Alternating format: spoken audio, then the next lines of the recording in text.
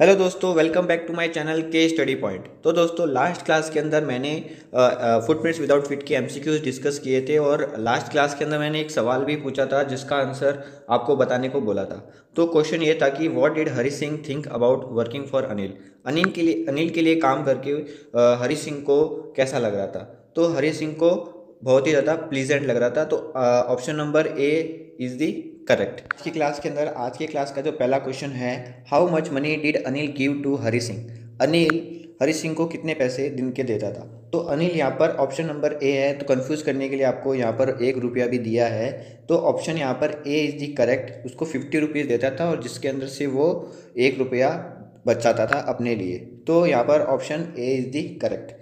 Next question है, अनिल कैसा आदमी था। अनिल एक kind and easy going man था। तो option number A is the correct. Okay, next देखते हैं, which train was Hari Singh going to catch. जब वो चोरी करके पैसा भाग रहा था तो वो कौन सी ट्रेन को पकड़ने वाला था। तो ऑप्शन नंबर यहाँ पर सीधा सीधा B is the correct, Lucknow express को वो पकड़ने वाला था।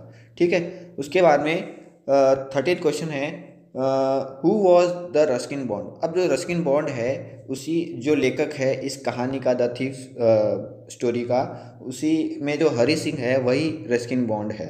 ठीक है, रस्किन बॉन्ड अपनी ही कहानी बता रहे हैं, थीफ। तो option number D is the correct. Ruskin bond कौन थे, अ थीफ। ठीक है, वेयर वॉज अनिल्स रूम। अब अनिल का रूम कहाँ था। आपने चैप्टर पढ़ा होगा कि जो गुलाब जामुन की शॉप थी उसके ऊपर वाला जो कमरा था वो अनिल का कमरा था। ठीक है, तो option number D is the correct. उसके बाद में 15th क्वेश्चन देखो, where did the Ruskin Bond put the stolen money.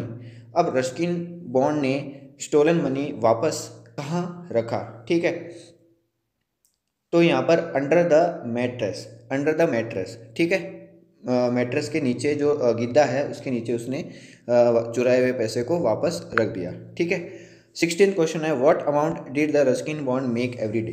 अब देखो 50 रुपीज़, पहला जो क्वेश्चन था उसमें बोला था कि कितने रुपए अनिल हरी सिंह को देता था, 50 रुपीज़, जिसमें से वो बचाता था कितना, 1 रुपया। तो ऑप्शन यहाँ पर बी इज दी करेक्ट कि 1 रुपया वो दिन का हमेशा बचा लेता था, अपने लिए बना लेता था। ठीक है, उसके बाद में 17th क्वेश्चन आपके सामने है, Mac decided to drop at the balcony because. अब वो बालकनी में छुपने क्यों चाहता था। मैक्स जो था दूसरा सीक्रेट एजेंट जो ओजेबल के रूम में पहले से ही घुसा हुआ था, और वो बालकनी के थ्रू क्यों बचना चाहता था, क्यों वहाँ पर वो जाना चाहता था। तो पता है कि पुलिस आगे थी, उसको लगा कि पुलिस आगे, तो जिसकी वजह से वो अपने आप को बालकनी में छुपाना चाहता था। तो इसलिए option number B, police has arrived at the door. ठीक है, उसके बाद में 18th क्वेश्चन आपके सामने है, Ojable asked Max to hide in balcony because.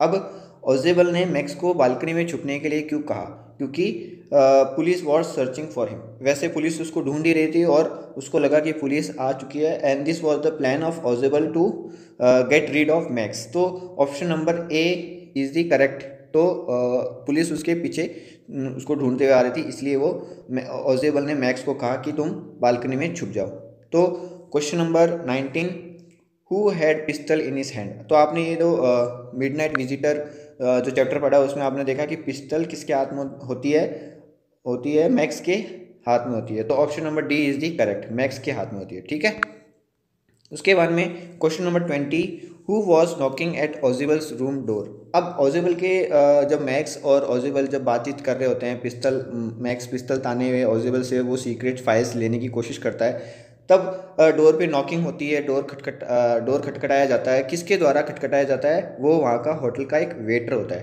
तो होटल के वेटर के द्वारा वो डोर बजाया जाता है। तो option number D is the correct.